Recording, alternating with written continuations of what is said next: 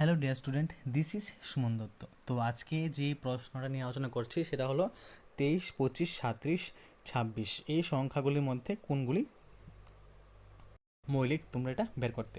তো সবার আগে দেখো লিখে দিয়েছি ক্লাস 6। তো ক্লাস 6-এর 114 পেজ নাম্বারে কী কী আছে দেখো, যে 23 আছে, 25 আছে, 31, 26 এই সংখ্যাগুলির মধ্যে কোনগুলি মৌলিক।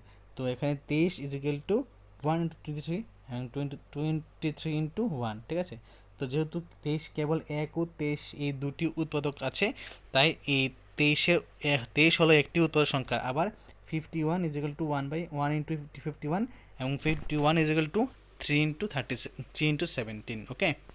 তো 51-এর 4টি মৌলিক উৎপাদক আছে, 1, 3, 17, 51, 5 মৌলিক সংখ্যা নয়। এখন 37 কেবলমাত্র 1 এবং 37 এই দুটি উৎপাদক আছে, তো 37 কি একটি মৌলিক সংখ্যা।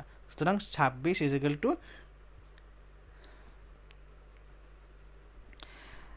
তো এখানে কি 37 একটি মৌলিক সংখ্যা, তো সুতরাং 26 equal to 1 into 26, 26 equal to 2 into 13। তো 26-এর চারটি উৎপাদক হলো 1, 2, 13, 26। 26 মৌলিক সংখ্যা নয়, ঠিক আছে।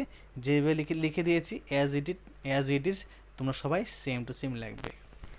তো 1 থেকে 100-র মধ্যে পরপর 60টি যৌগিক সংখ্যা খুঁজে বের করো। 1 থেকে 100-র মধ্যে 60টি ধারাবাহিক যৌগিক সংখ্যা হলো 90, 91, 92, 93, 94, 95 এবং 96, ঠিক আছে। তো আশা করব ভিডিওটা সবাই প্রথম থেকে লাস্ট অবধি নিশ্চয়ই দেখবে এবং এরকম ভিডিও পেয়ে তোমরা অনেক খুশি হবে। যদি তোমাদের কাছে ভিডিও ভালো লাগে থাকে এবং তোমাদের মধ্যে তোমাদের ইচ্ছে হয় যে ভিডিও শেয়ার করার জন্য, অবশ্যই শেয়ার করতে পারবে। তো দেখা হচ্ছে একটা গুরুত্বপূর্ণ ভিডিওতে। প্রথম থেকে শেষ দেওয়ার জন্য তোমাকে অসংখ্য ধন্যবাদ।